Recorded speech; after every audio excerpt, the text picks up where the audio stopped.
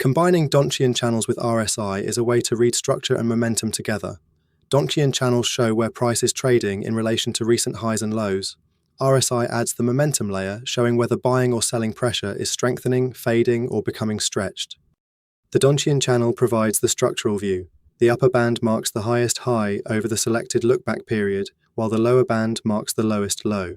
The middle line sits between those two levels. When price moves toward the upper band, it is testing the top of the recent range. When price moves toward the lower band, it is testing the bottom of that range. RSI helps explain the strength behind that movement. If price is pushing toward the upper Donchian band, while RSI is holding above 50 or rising towards stronger levels, the move has more momentum behind it. If price reaches the upper band, while RSI is flat or falling, the breakout attempt may need more confirmation. The same principle applies in reverse. If price is pressing into the lower band, while RSI is weak and holding below 50, bearish pressure may still be active. If RSI starts improving while price is still near the lower band, selling pressure may be starting to fade. This combination can be useful around breakouts. A move above the upper Donchian band shows that price is breaking beyond its recent high. RSI can then help judge whether momentum supports that move. A stronger breakout would usually have RSI moving higher, holding above its midpoint, or avoiding immediate weakness. A weaker breakout may appear when price makes a new high, but RSI fails to confirm the move.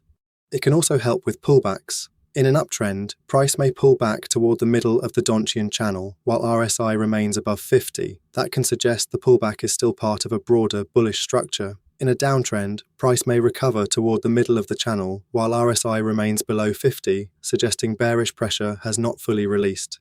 Divergence is another useful reading. If price breaks above the upper band, but RSI makes a lower high, upside momentum may be fading.